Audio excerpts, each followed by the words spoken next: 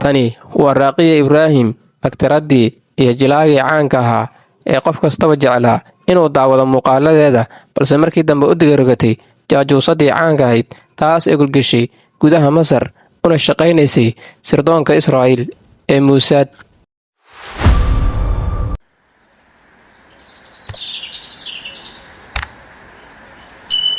Sirdoonka Masar ayaa dhowaan shaaciyay xog ku saabsan agtarad lagu magacaabi jiray Raaqiya Ibraahim. Inkastoo ku dhalatay Masar, haddana waxaa la sheegay ay u shaqaynaysay sirdoonka Israa'iil. Magaceeda dhabta ah waxa uu ahaa Rijal Ibrahim Levi, waxayna ku dhalatay Qaahira sanadkii 1919, gaar ahaan xaafaddii Yahuudda. Waxay nolosheeda ku bilowday iibinta dharka ilaa ay ka gaartay tolidda dharka boqorrada iyo amiirada. Kadib markii waxbarashadeedii dhammaysatay, ayay gashay fanka, waxayna ka shaqaysay kooxo riwaayado iyo filimaan Masri ah. Waxayna caan ku noqotay filimo badan sida filimka Leyla bintu al-Zahra, Rasaasa fi al-Qalbi iyo filmo kale oo caan ahaa.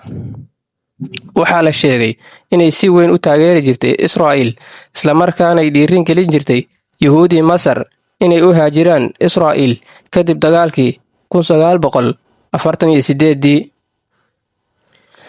Waxaa kaloo la sheegay inay diiday door muhiim ah ay ku lahayd filim ay ku matalaysay haweeney reer baadiye ah oo taageeraysa ciidanka Masar dagaalkii Falastiin. Sanadii 1954 ayay ka tagtay Masar, kabacdi markii ay kala tageen ninkeeda, waxayna u guurtay dalka Maraykanka.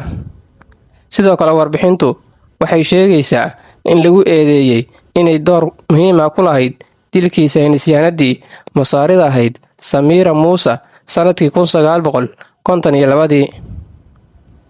Gabadha ayayda u ahayd ayaa sheegtay in ay Raaqiya saaxiib dhow la ahayd Samira Musa, isla markaana ay sirdoonka Israa'iil caawinaysay. Waxayna ka caawisay qodobo dhowr ah oo ay ka mid yihiin inay sawiraan gurigeeda, helaan furaha gurigeeda, iyo inay ogaadaan dhaqdhaqaaqeeda gudaha Maraykanka. Waxayna warbixintu sheegaysaa inay Israa'iil ka walwalsanayd cilmi baarista Samira Musa ee la xiriirtay tamarta nukliyeerka ah iyo rabitaankeeda ah inay Masar hesho tiknoolajiyadda nukliyeerka. Waxay warbixintu sheegaysaa in Samira Musa lagu dilay shil ka dhacay Maraykanka 15 Agoosto 1952. Warbixinteenani intaa ayay ku ag tahay. Fadlan, haddii aad nagu cusub tahay, muuqaalka like noo saar, lana wadaag saaxiibadaada, noona shaar garee. Mahadsanid.